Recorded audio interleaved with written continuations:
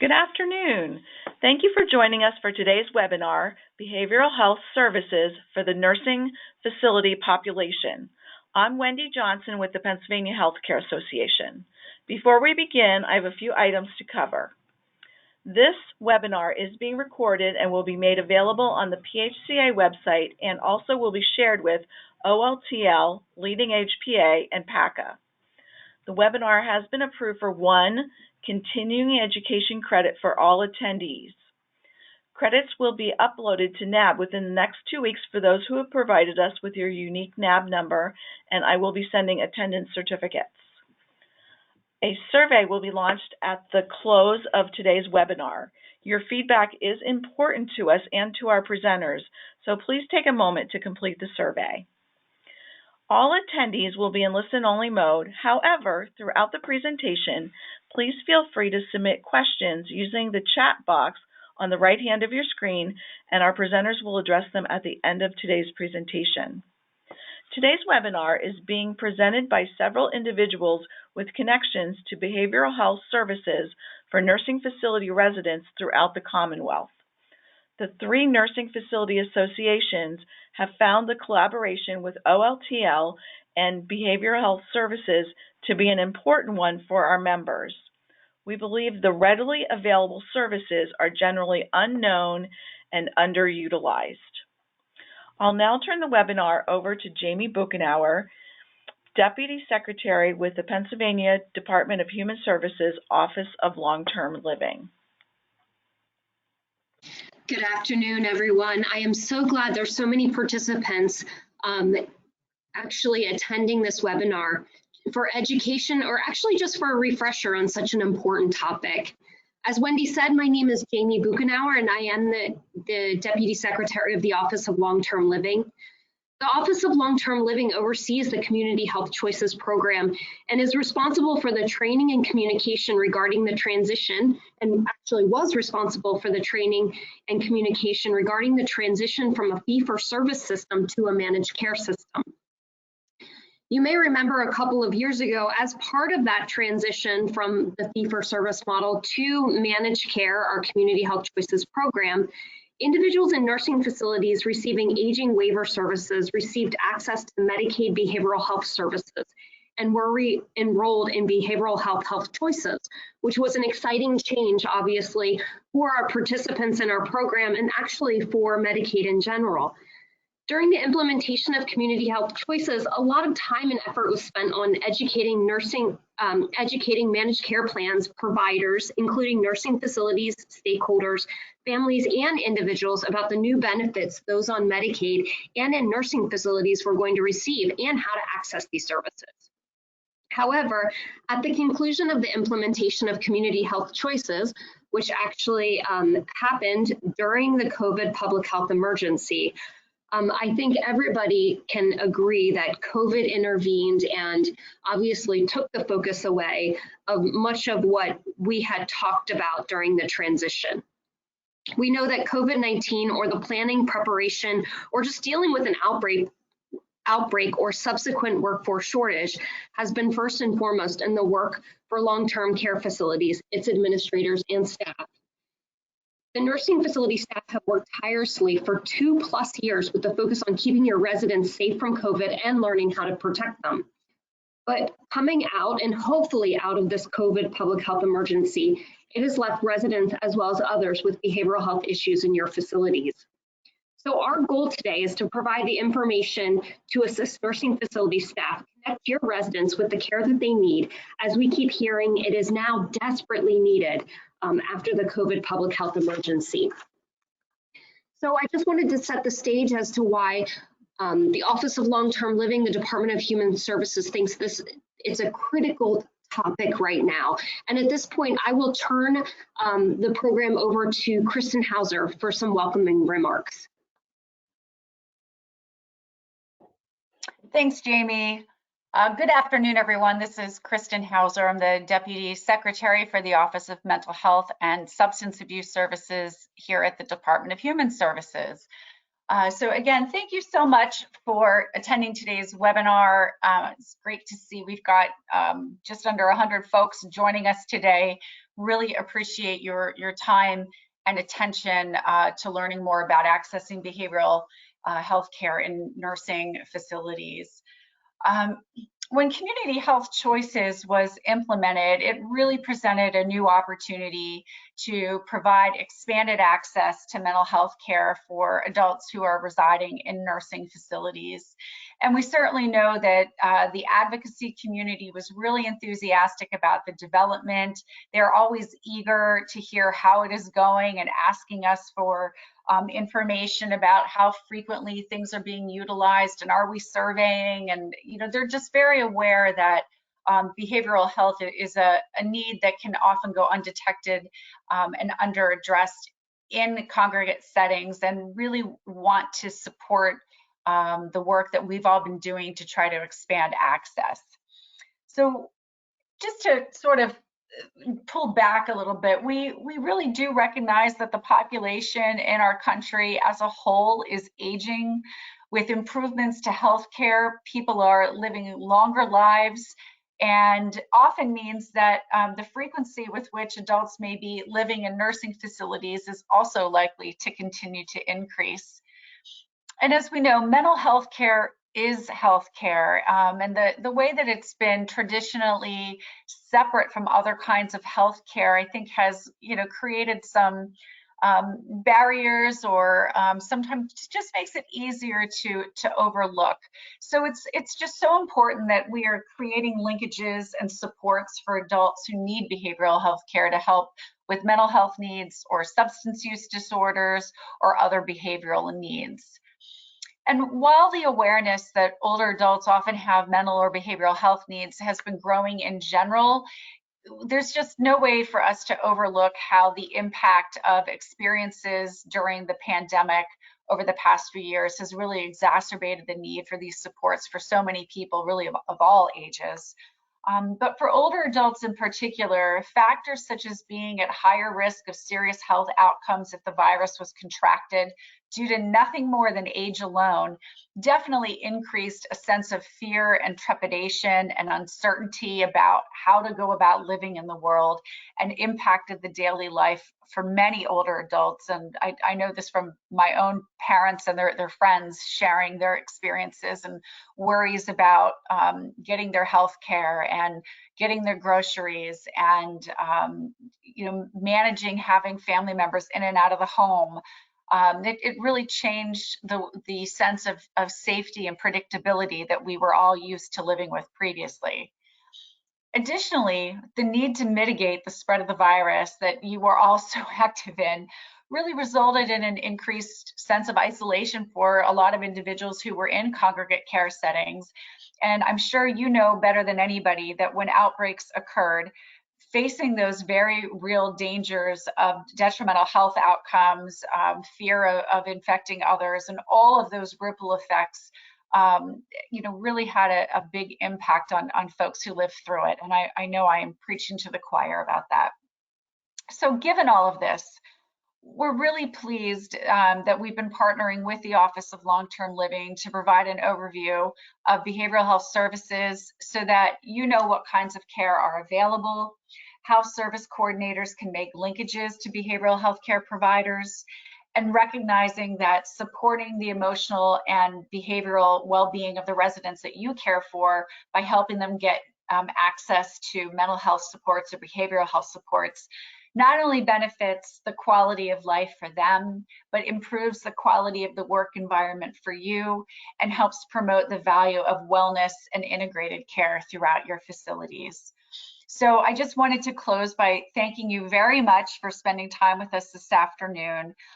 Today, we're going to be reviewing the importance of several things, how to reach the right people in nursing facilities, including social workers and nurses, and recognizing how we can educate staff about the services that are available to residents through the behavioral health managed care organizations and how they can be accessed.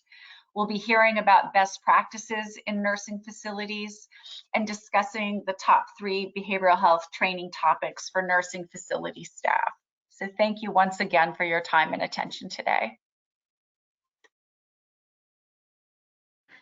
Good afternoon, everybody. I'm Kelly Meinzer, and I'm the Director of Western Operations in the Office of Mental Health and Substance Abuse Services.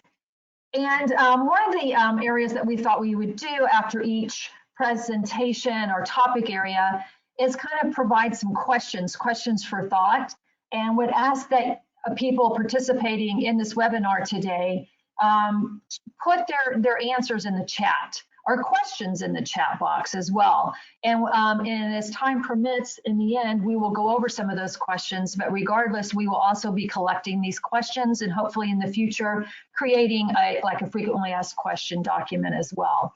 So as Deputy Secretary Hauser alluded to, the first kind of question we want to put out there is, what are the top 3 behavioral health training topics would you consider for nursing facility staff? What would the top 3? So those individuals that are participating, if you can put your suggestions or your top 3 or 1 or 2 in the chat box, we would greatly appreciate that to kind of give us some information to go on.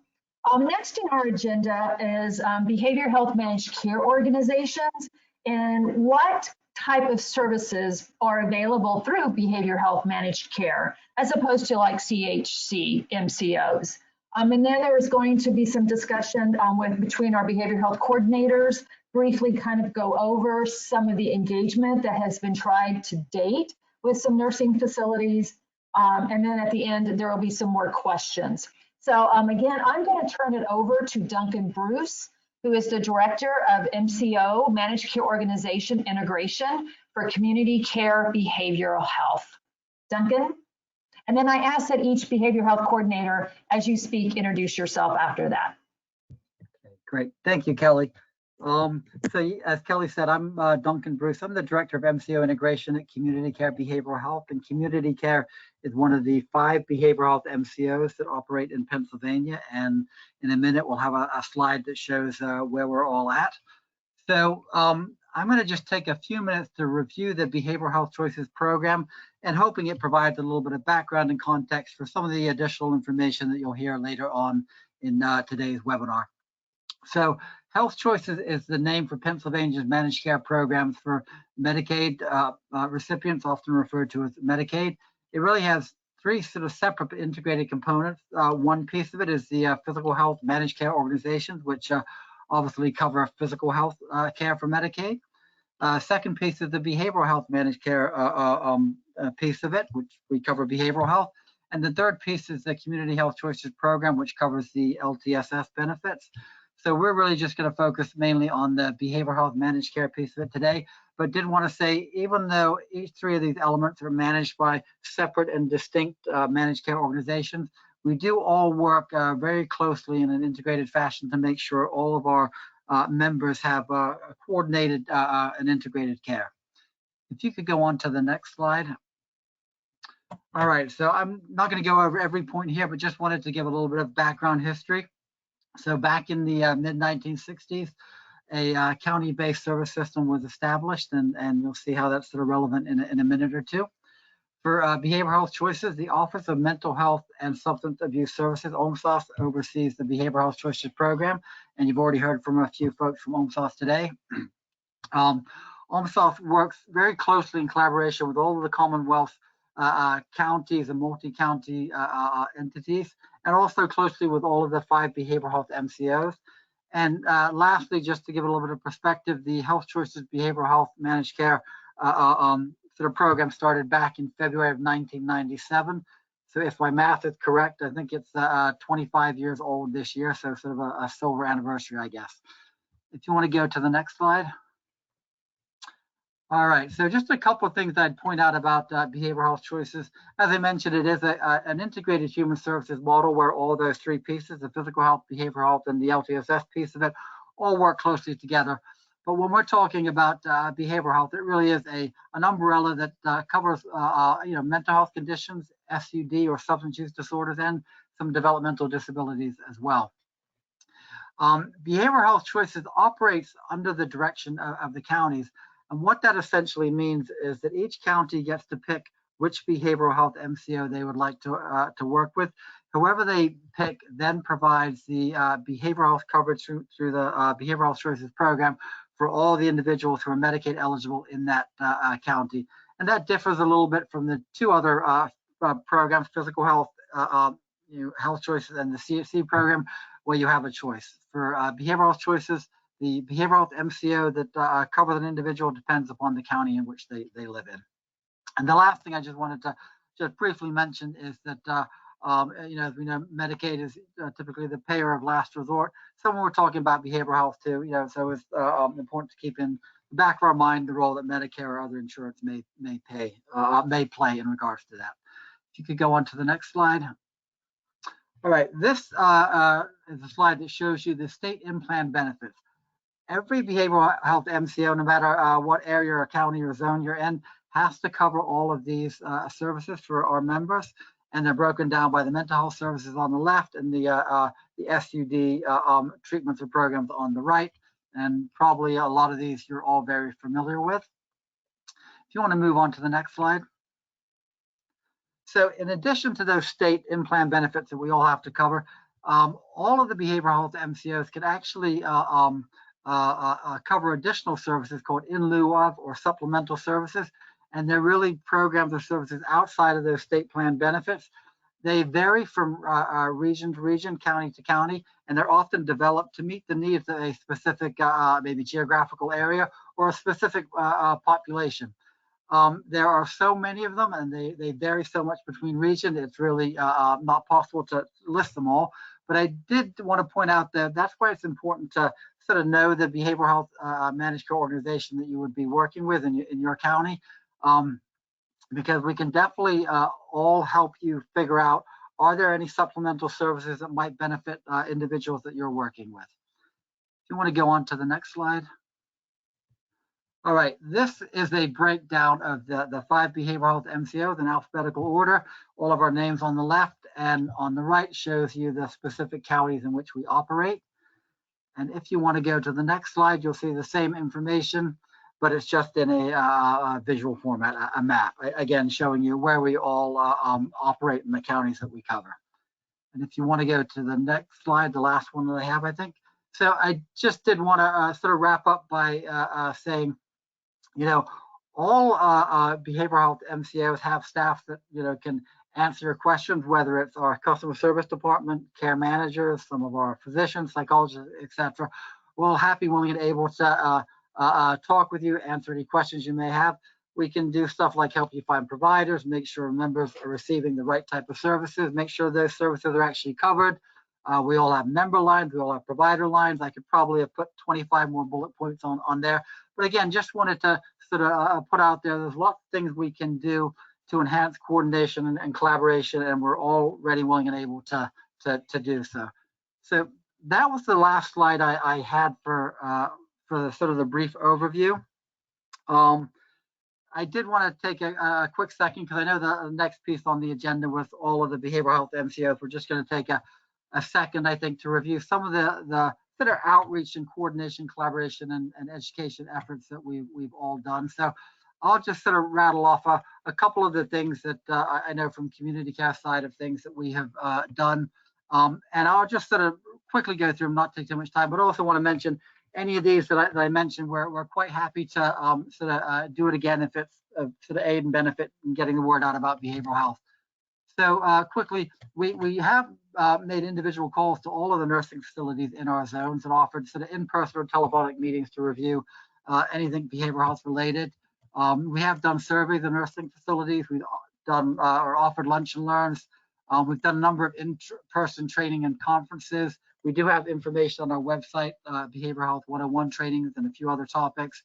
I know that we've all participated in various panels and presentations sponsored by the trade associations, sent outreach letters, et cetera, et cetera. So I'll sort of leave it at that, because I know my colleagues have a lot of stuff that they've done as well. So I'll wrap up, and I think Beacon is next. Are you up, Rachel? I am. Thanks, Duncan. Sure. Hi, everyone. It's Rachel Lee Price. I'm a manager of behavioral health clinical services for Beacon Health Options. I'm so grateful to be able to meet you all today and discuss an important topic that we've been meeting, since the CHC rollout. At Beacon, we partnered very much with our counties and primary contractors when CHC was rolling out to help make communication with the nursing facilities. We sent surveys to assess needs and followed up with a postcard to obtain further data about potential unmet needs that nursing facility residents might be having. We also created, coordinated, and conducted county-specific behavioral health 101 trainings for our nursing facilities in each county that we have a presence in. The presentation included in-plan and supplemental services, how to access behavioral health and substance use disorder services within each county. We did those via webinar, and we also did them on-site and in person. We also attended and presented at several forums where Nursing Facility Association and members were in attendance. And working with our counties and primary contractors, we also developed a geriatric specialization for treating providers in our network to make sure that there was capacity and specialization available to nursing facilities and residents in our network. So thanks for letting me share that.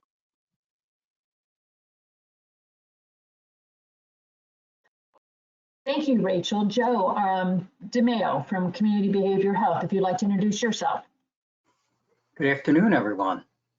I'm glad everyone could make it today. And I just want to introduce myself. I'm Joe DeMeo. I'm the Behavioral Health Coordinator for Community HealthChoices at Philadelphia CBH.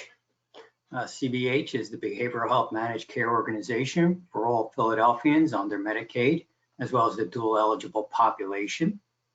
We have over 700,000 people enrolled in CBH, and it's growing daily with the enrollment of Community HealthChoices as well.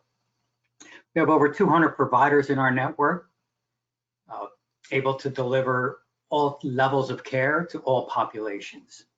So with the implementation of Community HealthChoices, our goal at CBH was to push services into the nursing facilities because that became our newest population to fund behavioral health services. Many of the services that we've been really focusing on is the mobile mental health therapy programming, which is a therapist could actually go into the nursing facility, meet with individuals, do therapy, do group, and do some family work as well. We also have another service which we've really pushed for is supportive peer services. This is a person with lived experience that could go in and be a supportive care person for a resident in a facility.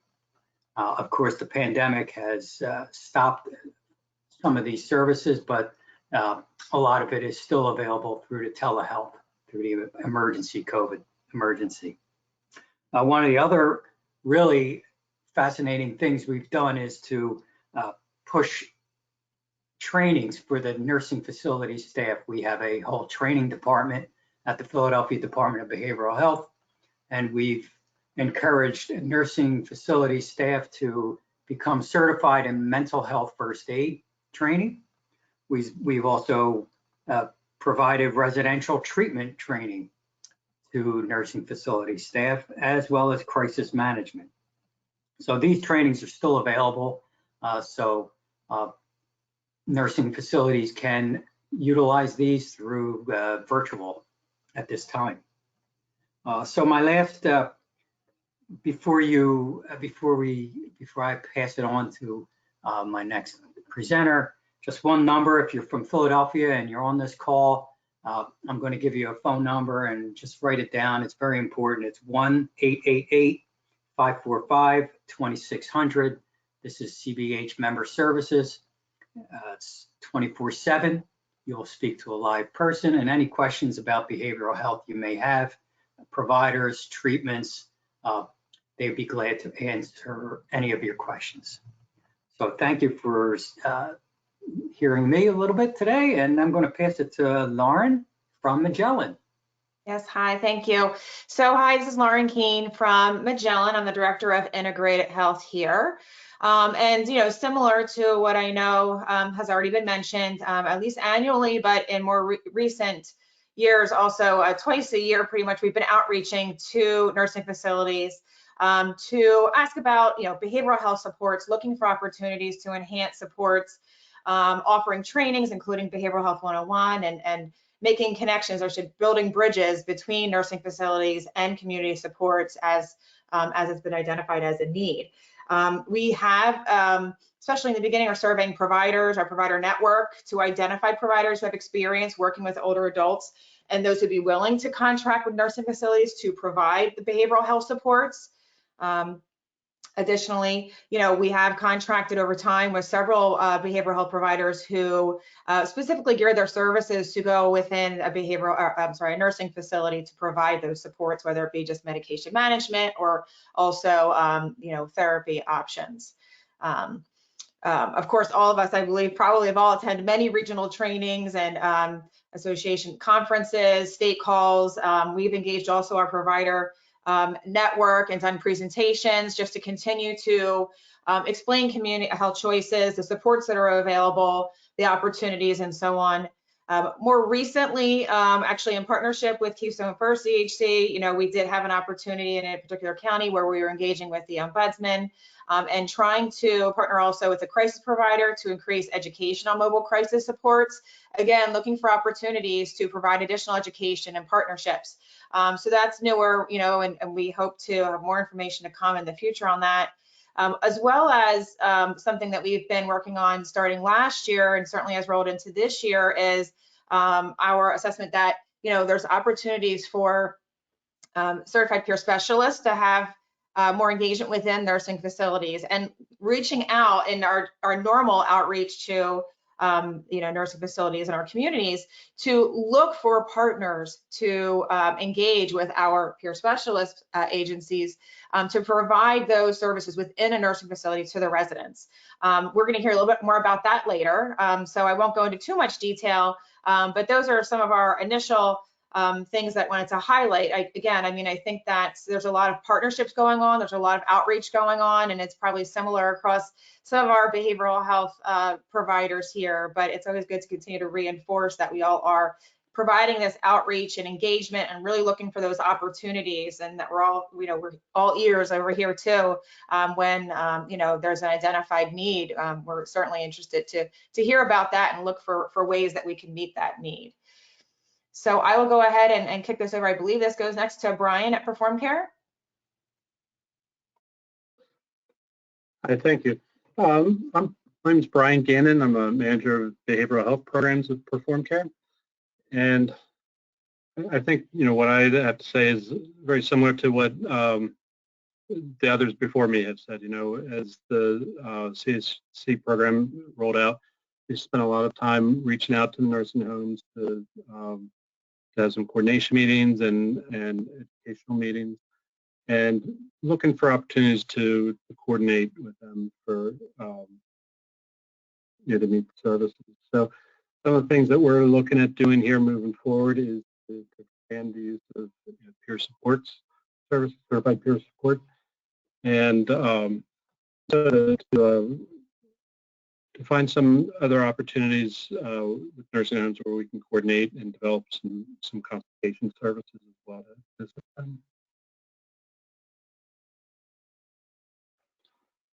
Thank you, Brian. This is Kelly again from OMHSAS. So some points for discussion for question and answers that we wanted to put forth was, what behavioral health service has been the most helpful to your nursing facility?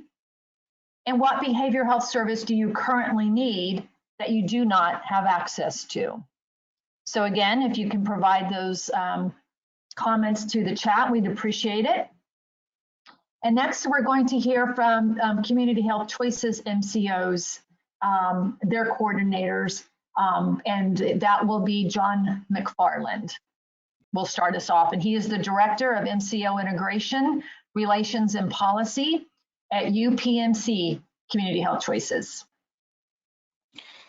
Thank you for the introduction. Good afternoon. So I am aware that we presented a lot of information in a short time. I'll keep this simple but practical. So at the Community Health Choices plans, we do not manage behavioral health benefits ourselves, but we do assess for behavioral health within the larger scope of our assessing a participant's holistic picture, their functional needs, And we then partner with the MCOs that do manage behavioral health. Some nursing facilities have asked, how can we tell if there are behavioral health issues? And there are different ways to interpret this, but rather than getting bogged down in names and terms of specific assessments that this plan and another one might do, we just wanted to describe in general what to look for, being respectful that each nursing facility is set up differently to address behavioral health. Some of you have some excellent psychological and psychiatric setups and assessments and very experienced staff. But we just want to, again, just address this in general.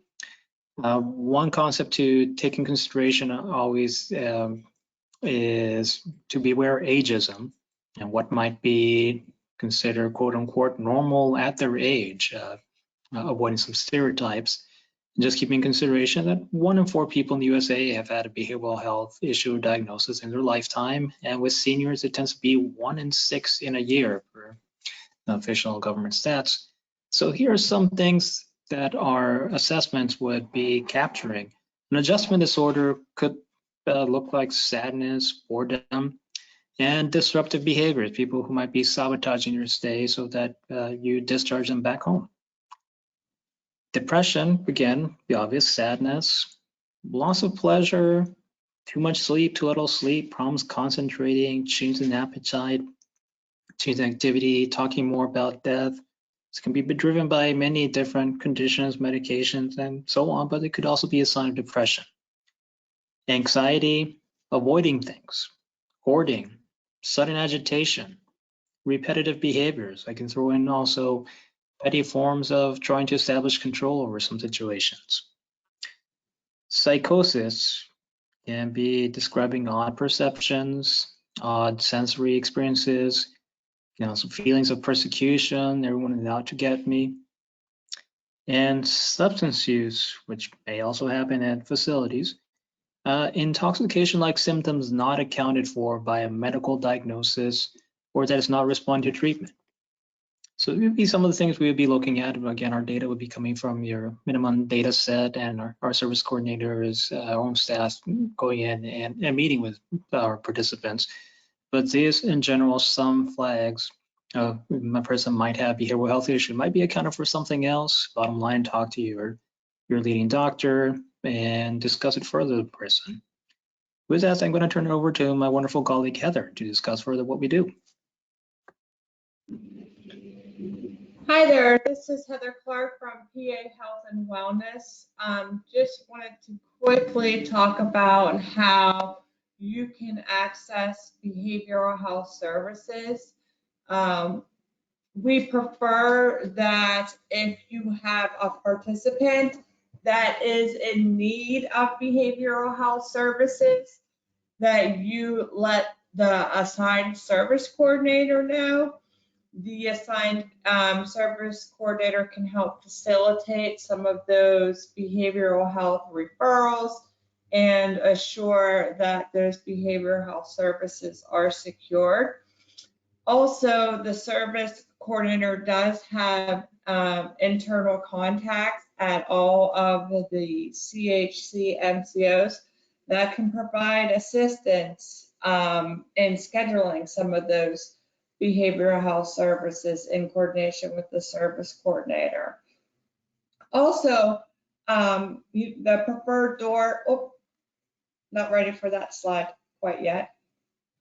The preferred door is service coordination. However, the CHC MCOs are willing to help in any way they can. So if for some instance the service coordinator is unavailable, which would be highly unlikely, but in the event you can contact any of the people on this call that can help assist with that coordination.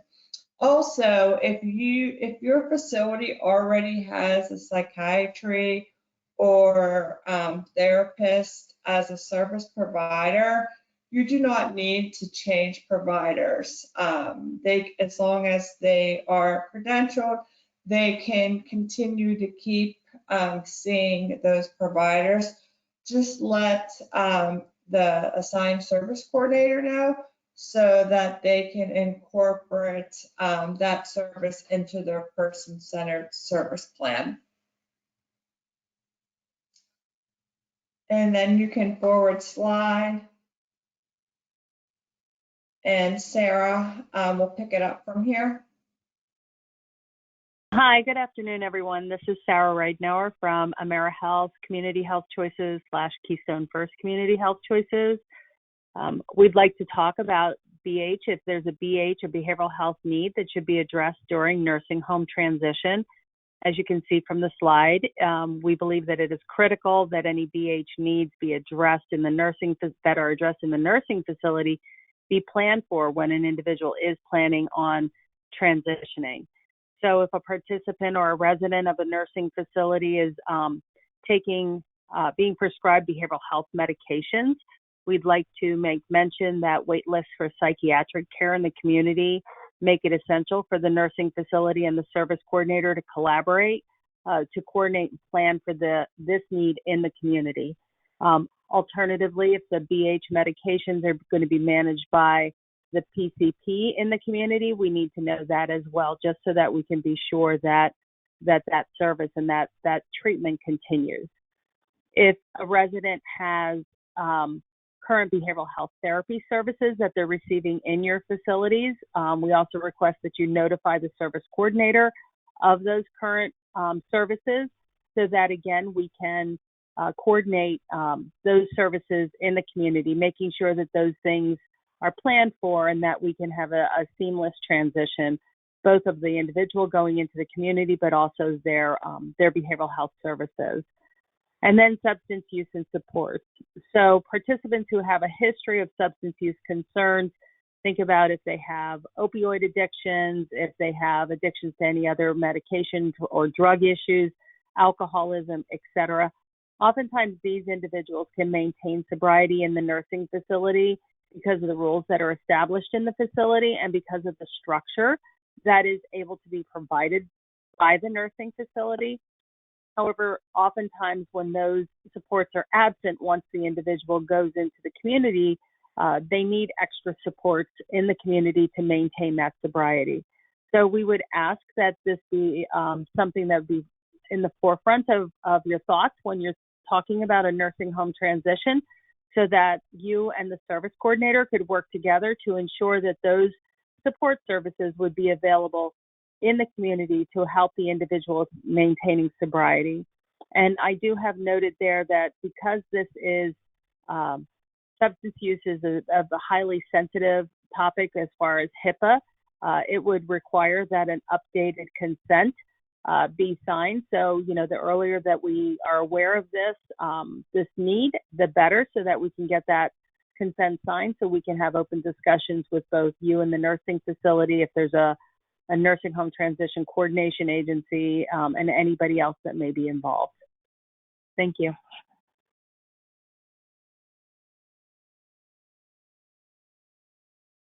Thank you, Sarah. So this is Kelly again, and I just, for the questions or points of discussion is, would your nursing facility like assistance in accessing behavioral health services or identifying behavioral health providers? So again, if you could please note anything in the chat box, it would greatly be appreciated. And now to the most important part, I think, of the presentation are the initiatives, the nursing facilities that have been partnering with behavioral health managed care organizations and providers that have partnered with our plans to provide services in nursing facilities and what that would look like. So I'm going to turn it over again to Duncan Bruce, who is going to do a brief introduction to get this, the most exciting part, in my opinion, of the presentation started. Great, thanks, Kelly. Could you move on to the next slide? Okay, so I'm going to review a program that's available in Allegheny County called New Connections, and just sort of I wanted to mention, this is one of the supplemental or in lieu of services that I mentioned earlier. And again, this is actually just for Allegheny County at the moment. So The New Connections program was actually developed a couple of years ago. Over the past year, though, it's really sort of ramped up and started to get going. The COVID pandemic definitely sort of threw things off for obvious reasons. But I'm just going to give you a quick overview of what the program is. It's essentially a team-delivered program which is embedded within a nursing facility. It consists of 4 members of the team, either a psychiatrist or a CRMP, and their role is really a consultation role. They're not managing medications or anything like that, but they act in the capacity as a consultant. There's a mental health professional, a nurse, and a certified peer support specialist. So the team is made up of these 4 individuals. They work with folks in a nursing facility, or they can work with folks that are at risk of going into a nursing facility, or folks that are actually leaving to support their behavioral health needs as they go back out into the community. So you can see sort of the main points of the program there. In Allegheny County, there are 2 providers that deliver this service. One's called Meraki, one's Western Psychiatric Hospital. And there are a number of different nursing facilities across Allegheny County which are actually utilizing this program. And just 1 or 2 more details before I hand it over to Stacy, who actually works with one of the teams that delivers this program. When we developed this program, we actually did take a fair amount of time to go out and meet with many different nursing facilities to get their feedback, suggestions, and ideas on what would be helpful for them in supporting their members and their behavioral health needs. So sort of, the way this is sort of constructed, the team is put together is sort of based on the feedback we got from nursing facilities. So I'm going to now turn it over to Stacy. And Stacy works at Kane, which is one of the nursing facilities at Allegheny County, which has the New Connections team sort of embedded in their facility and working with them.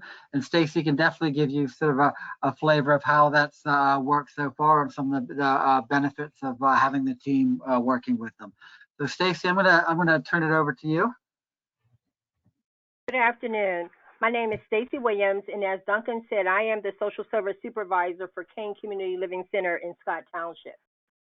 When New Connections was introduced to all 4 of our Kane systems, I was happy to hear about the support that was provided to us in our nursing facility. Currently, we have 6 residents who are followed by New Connections. It is a fairly new program, as Duncan said, and even though it had a slow start, it became beneficial for our facility.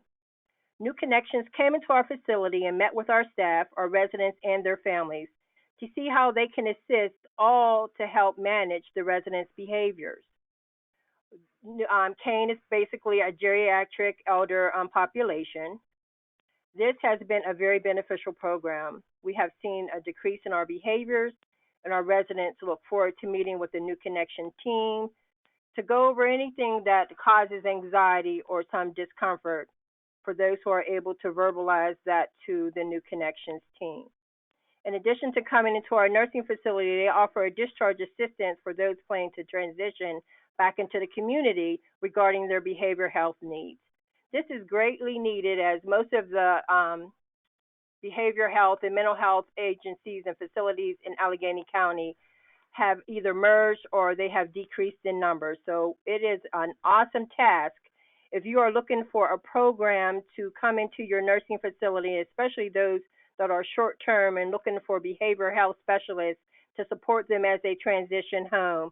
I would definitely encourage most of the facilities that are on this call to seek some type of nursing facility partner with the MCOs and behavioral health providers. It is a great support to the residents in our facility, along with developing a resourceful partnership. Thank you for allowing me to speak today. Any questions? If you have questions, this is Kelly, please put them in the chat. And thank you so very much, Ms. Williams, for that. Next, we're going to move to Joe DeMeo. And Joe, I didn't know if you were going to provide any kind of opening remarks. Yep, absolutely. Good afternoon again, everybody. I'm Joe DeMayo again from the Philadelphia Community Behavioral Health, CBH. And with great honor it is for me today to introduce somebody who's been a friend of CBH for many years. She's a strong advocate of behavioral health. When she was the CEO of RHD, and now as the president and CEO of Inglis, Diane Roth is a proponent of behavioral health for nursing facility residents, and she's developed a beautiful program that's helped many people. And today she's going to speak about that program as well as some of her successes and still some challenges that are still seen in this population. So without further ado, I really want to present Diane Roth to the group today. Diane? Thank you so much, Joe. And yeah, we have a slide presentation that I will try to go through really quickly. Inglis is a Philadelphia-based organization, and most people who know of Inglis House. So we'll be talking about Inglis House, but we also are an affordable, accessible housing developer, as well as we have an array of community-based services, one of which we're going to focus on, which is called Journeys. And so Inglis House is about 145 years old this year, and it was if you can go back just for a second. Yeah, we are a specialty nursing facility. So our population is pretty much younger than most traditional nursing facilities, with an average age of 57. But most of our folks have been here for quite a long time. And we are at one of the highest staffing ratios in the state due to the fact that we serve people with very complex disabilities. Everyone at Inglis House is someone who utilizes a power wheelchair for mobility and typically has 2-to-1 transfer requirements and full total care. So multiple sclerosis is about the primary diagnosis for about a third of our residents, with the next third developmental disorders such as cerebral palsy and spina bifida, and then the third would be more of the traumatic injuries, spinal cord injuries, as well as stroke and other causes of paralysis. So the next slide I'll focus in on. This is our behavioral health data. We currently have 169 residents. We have not reopened due to staffing pressures. So if you can go back just a second to the behavioral health data, I just wanted to recognize that we have 85% of the residents have a documented behavioral health diagnosis, with depression and anxiety being the most common. 40% of our current residents have 3 or more active mental health diagnoses. Next. We have internal staff that support our behavioral health needs in our residents, including our Director of Social Services and Behavioral Health, and we have a licensed social worker as well on staff. What we have used, and just going back to CBH for a minute, if we can, yeah, thanks. When CHC was first coming into Philadelphia region, in the Southeast region, Joe and his team really were pulling together forums of the Philadelphia-based nursing facilities. I would say that it was only a handful of us that were really active participants, and I think that was a loss. I think that the nursing facilities should really, really reach out to the behavioral health MCOs for their support, because there are resources that we never really understood before with the advent of CHC. So partnerships that we've developed since then include some contracted providers that are now in the CBH network. One provider for psychiatry and medication management who comes on site. The folks in Inglis House often have some communication challenges that make telehealth not the best fit for everybody. So we do have a psychiatrist that will come and a psychiatric nurse practitioner who will come in on site, as well as do telehealth. We have another mobile mental health team that will come in and do psychological assessments. We've had less success in having them come in and just do ongoing therapeutic interventions. That's why we have our own therapists doing that. And then for special circumstances, we have also engaged through a private, that we pay for under very special circumstances, specialty assessments, problematic sexual behaviors, and so forth.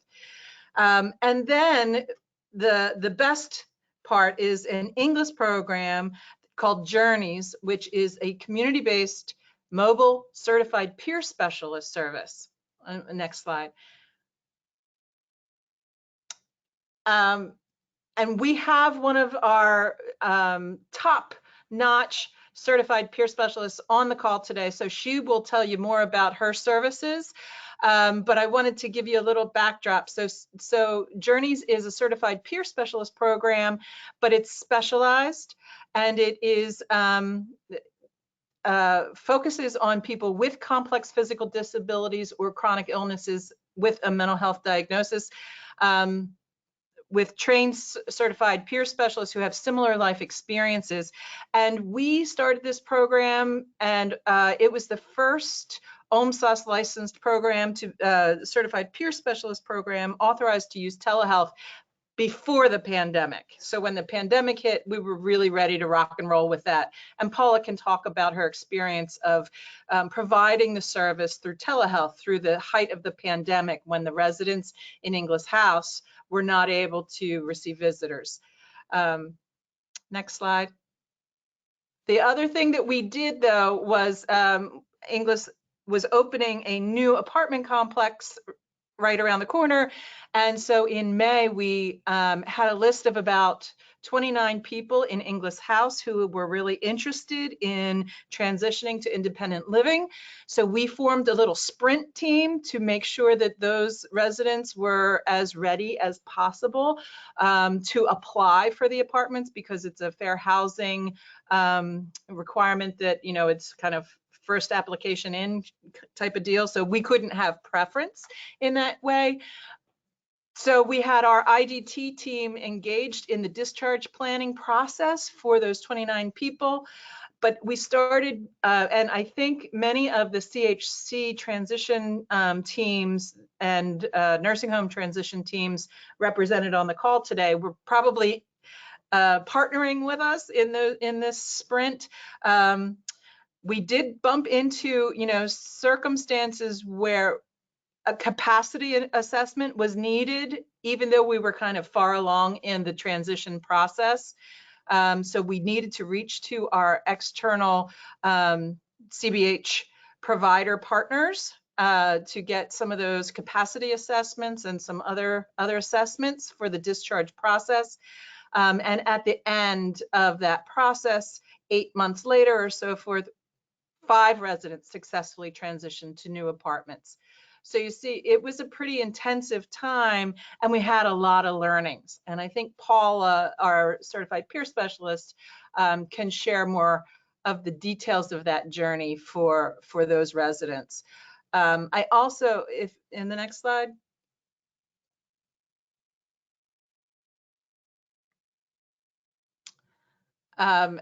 And again, Paula can talk about it, but we echo some of the other presenters.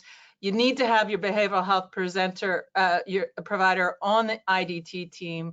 You need to have early assessment of someone's true needs, including behavioral health and their medications in that discharge planning process.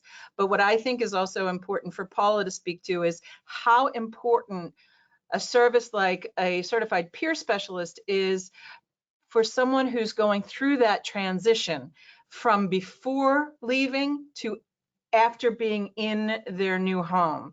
So I'm going to turn it to Paula Burnett to share her perspective as a certified peer specialist in a facility and during transition. Thank you. Good afternoon, everybody. I'm Paula Burnett. I am a certified peer specialist with the Journeys program.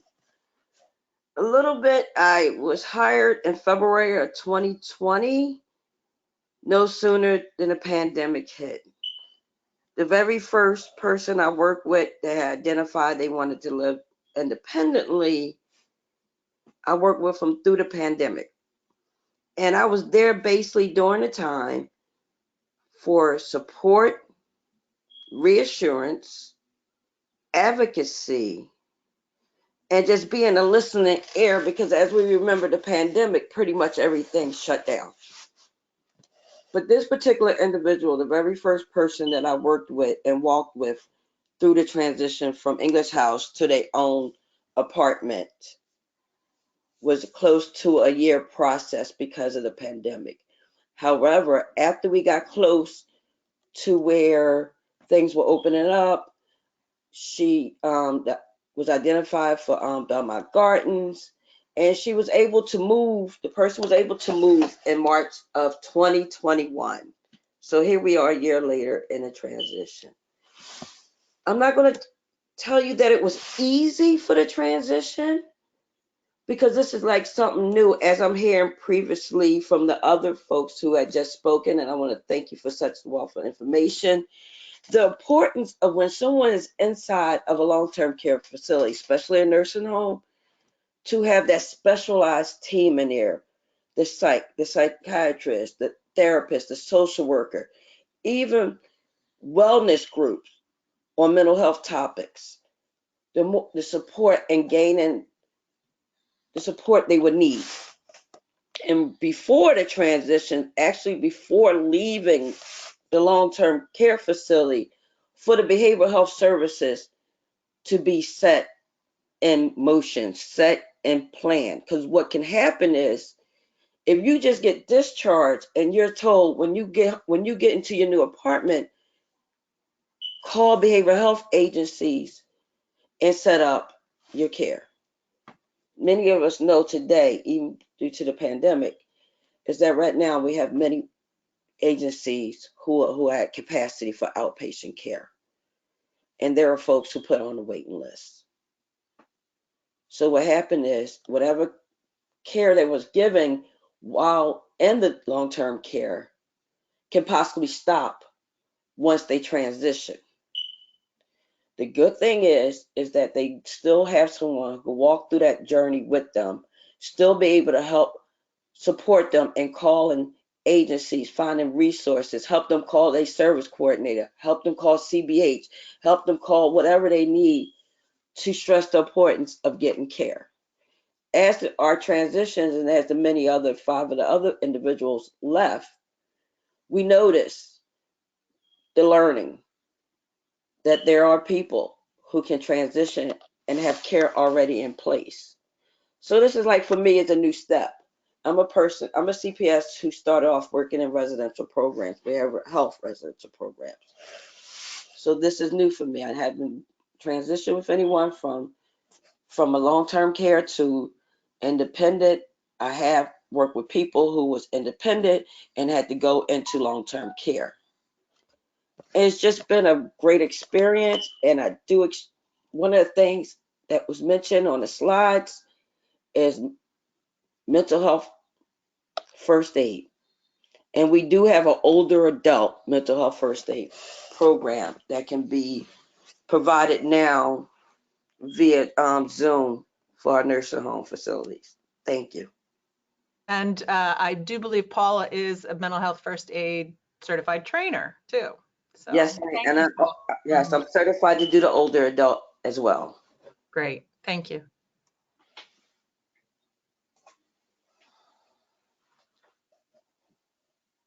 Thank you And we so just much. put up there what we think the training needs of our facility staff are, is the mental health first aid and the trauma-informed care. Thank you, though, for the time, and thank you, Joe, for bringing us to this table.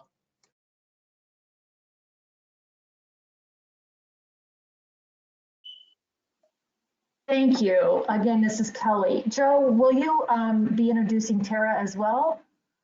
Sure, I'll introduce Tara.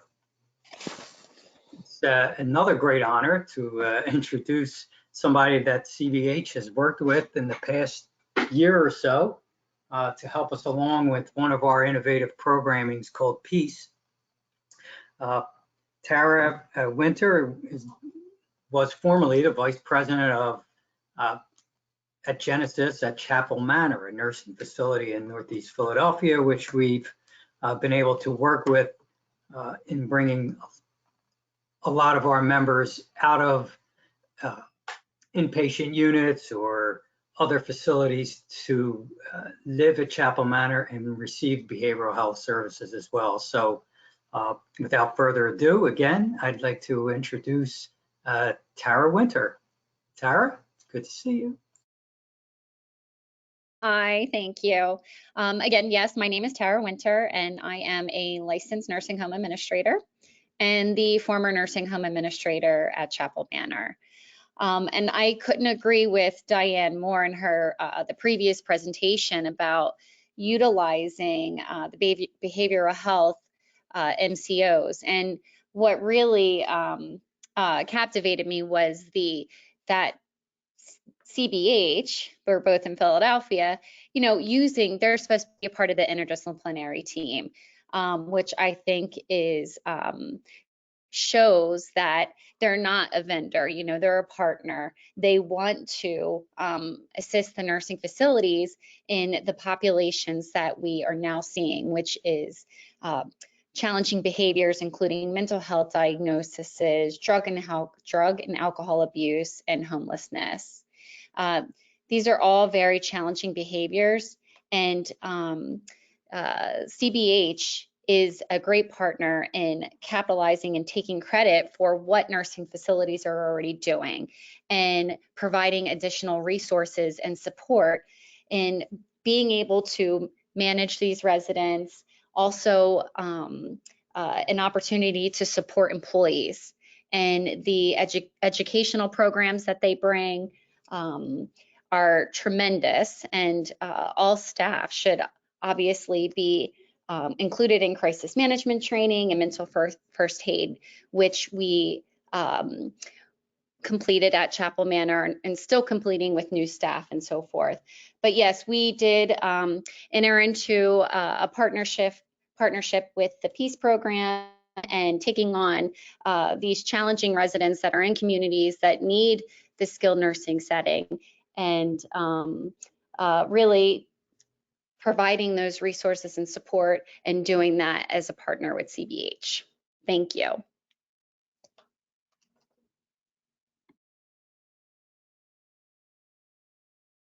Thank you so very much. Next, I wanted to see if Lauren Keene will be doing the introductions for Jessica Peacock. Sure, yep. So again, this is Lauren Keene from Magellan, and as I mentioned earlier, in an effort to increase behavioral health supports within nursing facilities, Magellan turned towards peer specialists as a service that we know is not often utilized in nursing facilities, and therefore, you know, saw this as an opportunity to enhance the already existing support. So Magellan started engaging nursing facilities last year to assess for those interested in partnering with us on these efforts, and you know, lucky we found some interested nursing facilities, and we're lucky also to have a great partnership with PeerStar, who provides certified peer specialist services. So I'll go ahead then and introduce Jessica Peacock here to explain more about certified peer specialists and how they can work within nursing facilities. I know obviously things have been a bit challenged, you know, with COVID and being able to go into locations and then also staffing, but you know, I think we have a really great foundation here. So I'll let Jessica go ahead and speak to more of the details. Thank you. Yeah, we just heard Paula, who just spoke about, and she is a certified peer specialist. And I know I heard the term used a little bit ago throughout the webinar. But one thing that we have found working in peer support is that it is still a hidden gem of behavioral health services. So for those of you working in nursing facilities, you may not even know what a peer specialist is. So I wanted to take a second just to kind of explain to you what peer support is. Peer support is a home and community-based service. It can also happen within facilities, but what's nice with nursing facilities is because this service can be provided within the home, not only can we be in the nursing facility that our peers are in, but if they do transition out of that nursing facility, our services are able to just transition with them into their next home environment. So to kind of just sum it up for you, peer support is a non-traditional mental health recovery support. And we always use that word support because peer support is not mental health treatment, but it is mental health support that is offering hope to individuals. You can see peer support is built on the foundation of inspiring hope. It provides encouragement, guides mental health recovery, and a big part of it is modeling and teaching wellness strategies. So although this is a mental health service, we really focus on overall health and wellness for individuals. You can go ahead and advance to the next slide, please. You can see that peer support can work on a variety of different goals in those home and community settings. So what a peer specialist does, as Paula kind of alluded to, is they really help develop and implement action plans for overall wellness and recovery. They can help plan for and manage crisis situations. One of the things that we have found in evaluating and studying our outcomes is that a lot of individuals have decreased hospitalizations, psychiatric hospitalizations, because peer specialists are actually meeting with them, working with them in the natural environment to kind of manage those crisis situations as they occur, or to plan for them so they can manage them as they occur. Peer specialists help build community and natural support systems. So again, depending on a person's living situation, if this is in a nursing facility, if it is in a home environment, an apartment, setting, we can work on helping them find community where they naturally live and help build support systems. A lot of our peers have been dealing with isolation, not only during the pandemic, but before the pandemic. And peer specialists are really gatekeepers to connecting them to natural support systems. We help individuals with learning how to advocate for themselves, promoting personal responsibility and empowerment in their overall health and wellness. So a peer specialist is using their own experience of taking control of their wellness and recovery and helping other people learn how they can do the same thing. We work on developing self-help and self-improvement and self-worth. You can see there's guiding and implementing strategies for that overall wellness and life satisfaction. When we think of nursing facilities and the individuals that are living in there, their overall life satisfaction has typically been severely impacted by both their mental health and as well their physical health and living situations. So overall life satisfaction is a key aspect of having a peer specialist come and work with you. And then the last one on here is just improving social networking and connections. And again, that looks different depending on what environment that we are working in. I'm going to talk to you a little bit about a pilot program we are doing right now in the nursing facilities. But just real quick, if you can advance to the next slide. For those of you that are not aware, peer support is eligible for adults 18 and over. There are some providers that provide peer support to youth. PeerStar does not. We have chosen not to provide peer support to youth.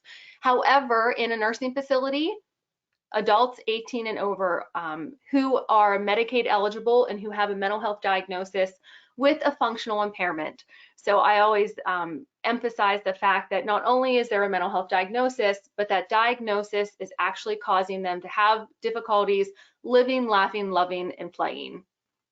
And then I do have on here this last bullet point, just a reminder that to participate in peer support services, an individual does have to have the cognitive ability to engage and actively participate in their recovery services. So I included that because sometimes we have run into problems where somebody may have advanced Alzheimer's disease, or it's starting to show symptoms of advanced dementia, and so they're not able to actually engage in recovery services. What they really need is more companionship. And as peer specialists, we do, have to work on recovery goals and, that moving forward or finding that overall life satisfaction. You can go ahead and advance to the next slide. Thank you. The pilot program that we have recently just started is called Empowered Aging. Yep, that one, you're right. It's called Empowered Aging Peer Support. And what this is, really during the pandemic, we recognize not only the needs of older adults in general, but trainings were not readily available for our staff. Peer specialists go through a 2-week-long certification process to become a certified peer specialist in the state of Pennsylvania, and then they continue with continuing education, to keep their certification with the Pennsylvania Certification Board. And we're always looking for these unique training opportunities for them.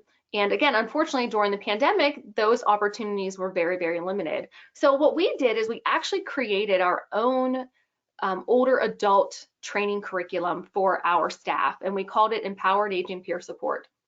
So this is a training that focuses on normal aging. So we talk about the lifespan development. I actually wrote the training and provide the training. So I am a psychology professor. I have been studying and training on or teaching on normal lifespan development for about 10 years. So we really spent a lot of time talking about the normal age-related transitions and life experiences of older adults. And then we talk about the unique circumstances and challenges of older adults. The individuals who take this training get additional information on cultural competency for the aging population. And then what are those specific strategies for supporting adults, helping them in their transitions, helping them with grief and loss, helping them with isolation, these very, very unique situations that happen as we continue to age. So right now, the Empowered Aging Peer Support, we have partnered and have piloted, are in the process of piloting kind of a special program in nursing facilities where we've actually identified a specific peer specialist who is also an older adult and has gone through this training, and they are in the process of orienting with the nursing facility so that this individual understands the roles, the expectations of the facility. That way, it's a team approach that the facility and the peer specialist have an understanding of what is allowed to occur in the facility, and the facility knows what a peer specialist is allowed to do.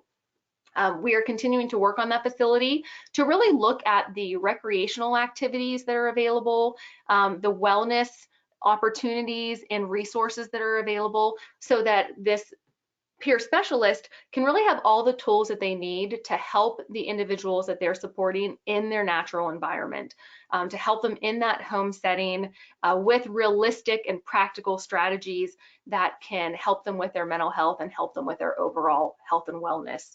So we're very excited for this. Peer Star, we do provide peer support services in 27 counties throughout the state. Any of our peer specialists that are interested in working with older adults can have this training. We're excited to really kind of make connections with some other facilities and really build this connection and the support that is available. And then the final slide is just my contact information. Again, if anyone had questions regarding the training of the staff that go into the nursing facilities, I would be the primary contact for that. But that's all I have. So thank you.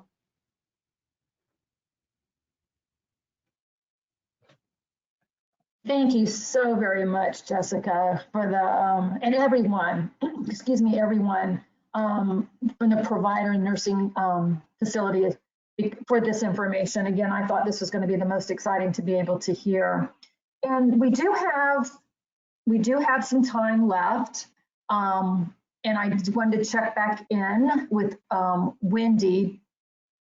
If there's any questions or anything that maybe we can look, or do you think it's probably better to get them organized and just be able to answer questions in more of a FAQ document? There are a couple questions. If anybody does have anything specific for right now, go ahead and type it in. I do have one or two questions. And I just, again, want to thank everyone for sharing the information today. There's a lot of information, a lot of great information. And know that if there's anyone in your communities or in another community, some of your peers that want to hear this, we are rerunning the webinar 2 more times, April 26th and May 3rd. So know that there's other opportunities outside of the recording. If they do want to get credits, it is a 1.5 credit webinar, and we'd be happy to, we do have quite a few signups already for the April 26th and the May 3rd. So know that, again, if there's others who would benefit from it, please feel free to pass that on to others. And again, we are open for questions. Let me go into those 1 or 2, and then we'll see if there's any others. The first question is, does this webinar also pertain to residents who are living in personal care homes or assisted living residents and not in skilled nursing facilities?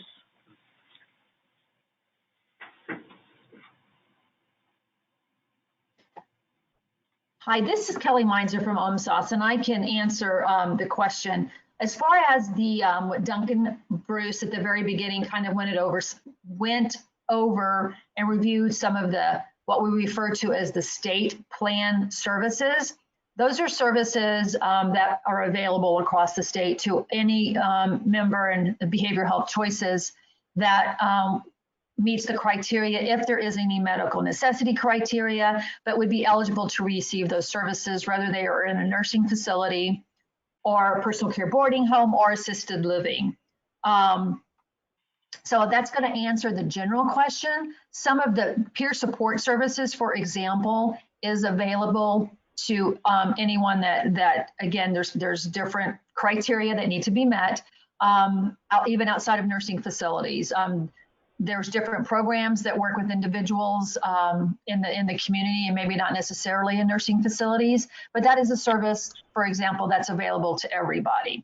Some of the other services that you heard about today are more of the, in quote unquote, in lieu of services, and those will be very specific per county, per primary contractor, and eligibility. For example, the one from Allegheny County is very specific to particular nursing facilities and nursing facility.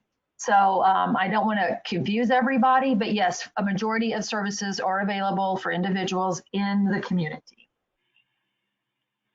Great. The next question, will new connections be coming to Philadelphia? And New Connections is the program in Allegheny, correct? I'm so sorry. Yeah, Kelly, that's correct. Okay, thank you. I didn't want to make some assumptions here. That, again, is what we refer to as an in lieu of to a state plan service. This is something that could possibly come to Philadelphia. It is something that the behavioral health managed care and the primary contractors need to make decisions on funding. There's a lot more that goes into this than just a state, the state and federal match type thing. So it's a possibility. That's why we were providing this information as something to take back for not only nursing facilities to hear and maybe, this might be something good for us, but there's also ways that this could be, the services like this could be provided, maybe even similar, to come up to what fits the needs in your particular community. So yes, it's a possibility that it can be provided in Philadelphia. Hi, Kelly, I can jump on that a little bit. A program such as that, New Connections, is what we consider something that has to go through an RFP. We have to look at the data supporting such a program that we could build. So we are in the process of looking at CBH at different innovative programming. So that is not out of the question. So thanks for that question.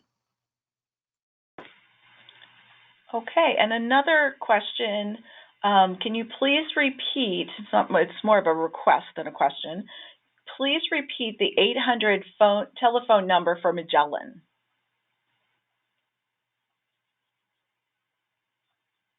Oh, so I didn't provide the phone numbers. We had different lines per county, but we can send that out later. I'd have to get them all. I don't think we would have read all of the separate numbers off here. All right, terrific. Yes, I will compile those other questions, and we'll be sure to get an FAQ document out to everyone, you know, whether there's been attendance or not. But, you know, I'm sure there's going to be other questions that come up on the other three. So sit tight, know that you can be in touch with us, and we'll try to get you those answers sooner versus later.